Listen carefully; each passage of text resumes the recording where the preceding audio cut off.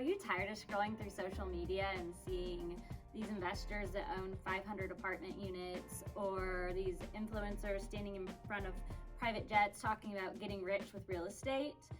Well, stop the scroll, because we're going to show you how to start in real estate, how to actually do it from ground up, day one. Yeah, how to do it in real time and in the real world, not just an influencer trying to get you to buy their Next coaching. Yeah. So I'm Cheryl. I'm Marissa. And here we are. Yeah. So Marissa, go ahead and tell us about, you just got started in real estate. In your real estate investing career last week. So this is like real time, real life. She's doing it, you can do it. Yeah, I bought 2 duplexes last week. They're the first things I've ever bought. I hadn't bought a house or anything before that. And super exciting. I don't completely 100% know everything, but I'm learning and I'm excited to learn and figure it out.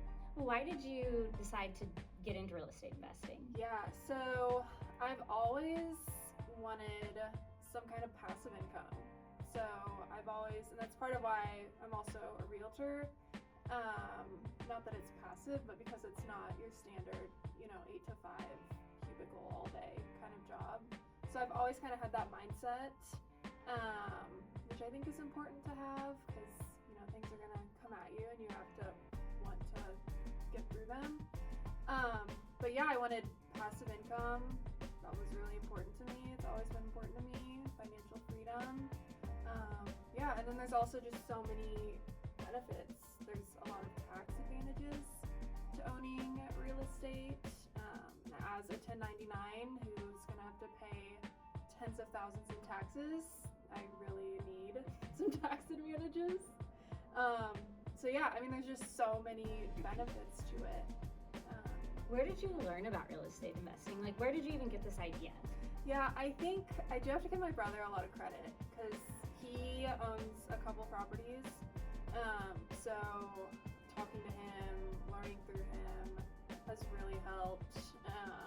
I think he kind of put the idea in my head initially, and then I kind of fell in love with it, and social media has taught me a lot, honestly. Listening to different people, different kinds of people, what they did.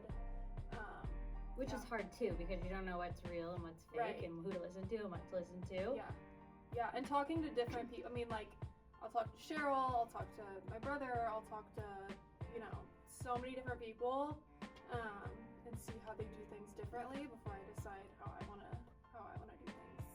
And I think it's cool, like real estate, the sky really is the limit. There's so many options. You have, single family rentals, you have multifamily, there's people that do fix and flips, Airbnb, short-term rentals. There's just so many facets of real estate that it's not like here's how to do it this way, this is the only way.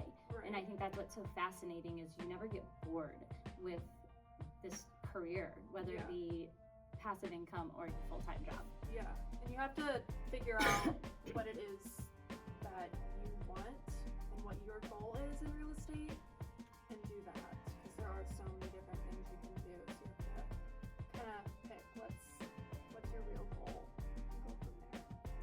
So Cheryl, what do you own? How did you start? Yes. Tell us your background.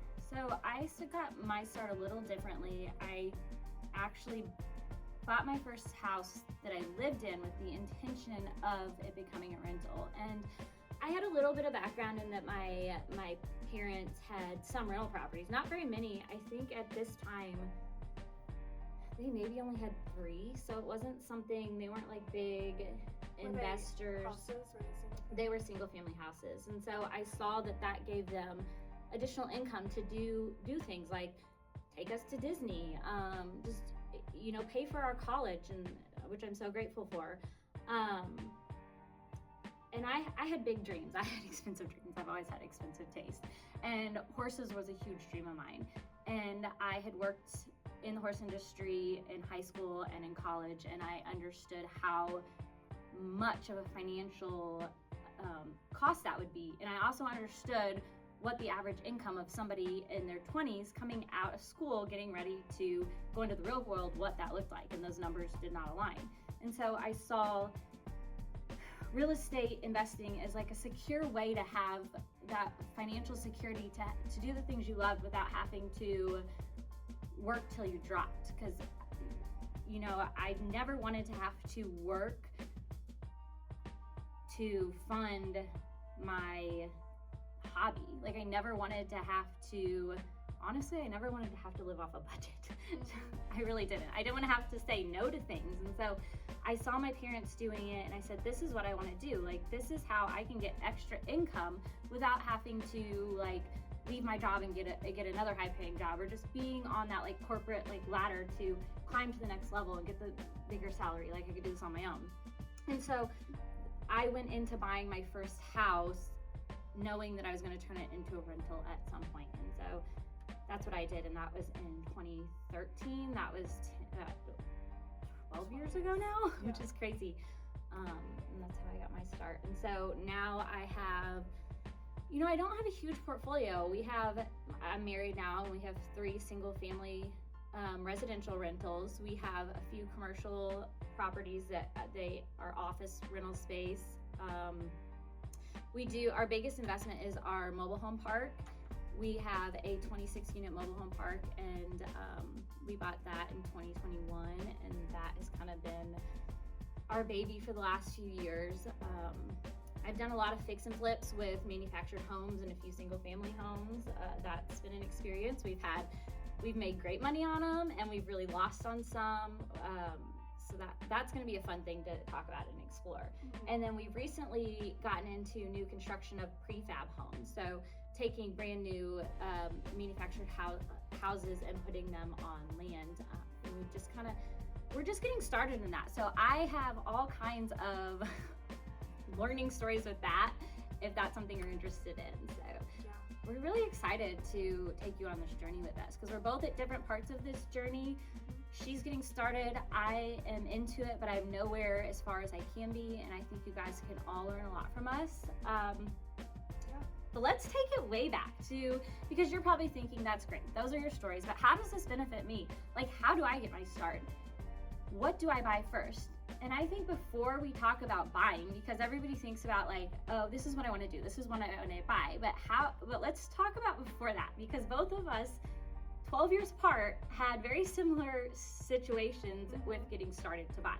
Yeah, I think a lot of people do have the same, because everyone kind of needs the same basic things, no matter where you're at. So starting out, credit, I thought I had credit. I don't know why, but I swore I did. And I was sort of like, okay, let me talk to a lender to see what kind of loan I could get, if I can even afford to buy an investment property, a house, anything. And come to find out, I have no credit. So I had to start kind of, in my mind, over, but it wasn't over. So I got a secured credit card. I think like most banks can do that. And yeah, that took like 6 months to really build up.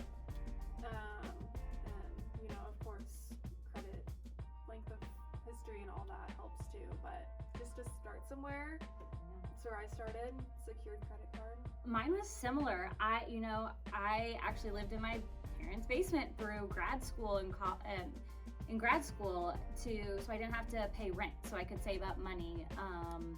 And I actually paid for my own grad school on my own. My parents paid for my college, so I had no debt, and I'm thankful for that. But I also I made a lot of sacrifices in my early years, like being 23 and living with your parents is not ideal. But I did that because I wanted to save as much money as I could. So here I am. I have like 10% down. I'm so excited, and I'm marching. Same thing. Like, I just got into real estate, so I kind of know you have to get your loan approval first.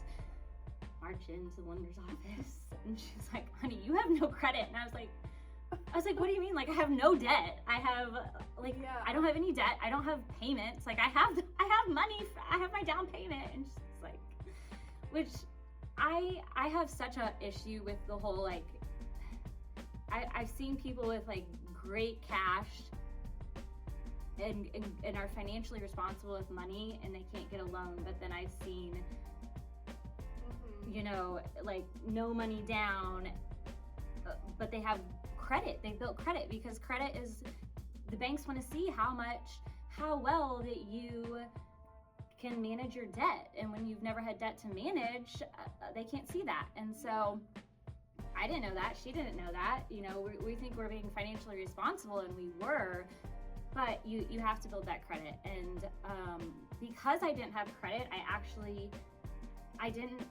had to build it too, just like you. So I got a credit card. I use my credit card just for gas. Pay it off every month. Whoever tells you not to, like, pay the full amount, because there was several months and they're like, oh, well, just pay the minimum. It'll like build your credit faster. I don't know if that's true or not. Like, I'm not a credit expert, but somebody told me that, and so I was trying to do that. And like 2 or 3 months in, I was like, oh my God, this is terrifying. So I started paying it off in full, and I would really recommend that because I think it's really easy to destroy your credit and get in a bad situation. You're better off having no credit and no debt than being in a bad situation with debt. So pay it off. Yeah, and use like very little. Like I had, my very first card was $500 limit, and I stayed below 10% of the spending every month. And some people actually told me use it for everything all the time.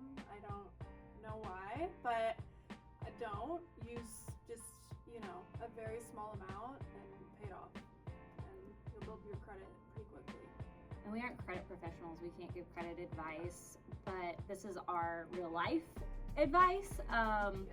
Maybe we'll have somebody on here at some point, a guest, that can go dive into that. But I also got a personal loan. So on top of a credit card, I got a small personal loan. It was a couple $1,000s, and I did it to buy a laptop at the time because I was a professional now. I was going out into the world, and like I actually needed that for work. So I bought that and paid it off. I was able to get a loan on that because it was like a couple $1,000s, and I paid it off within 6 months. So that helped me build credit as well. But the problem with, and I think you're in this too, is that your length of time having credit does affect you. It affected at the time what the types of loans I was able to get. And so I remember I had to do like a government loan that it just had a lot of fees on it. And I did it to get in the house, but I actually 6 months in refied, and not for a better interest rate. Just my payment was actually the same. And I'll talk about that later when we get in another episode, so stay tuned because that was really interesting, and I think that's something that a lot of people I haven't seen talk about. Another thing for like even getting a loan, I had to put 25% down on mine because they were investment. I think that's somewhat standard to have to put that much down. But again, I'm not a lender or bank, so don't and know. that was the benefit of buying a primary residence to live in before you rent, is I had some flexibility in the down payment and stuff like that. So we'll get into that. So stay tuned. We really are excited about bringing this series to you guys, and we look forward to talking to you guys next week. And if you have any topics that you want us to talk about, like, drop it in the comments. We will look at that and try to answer any questions you have for us.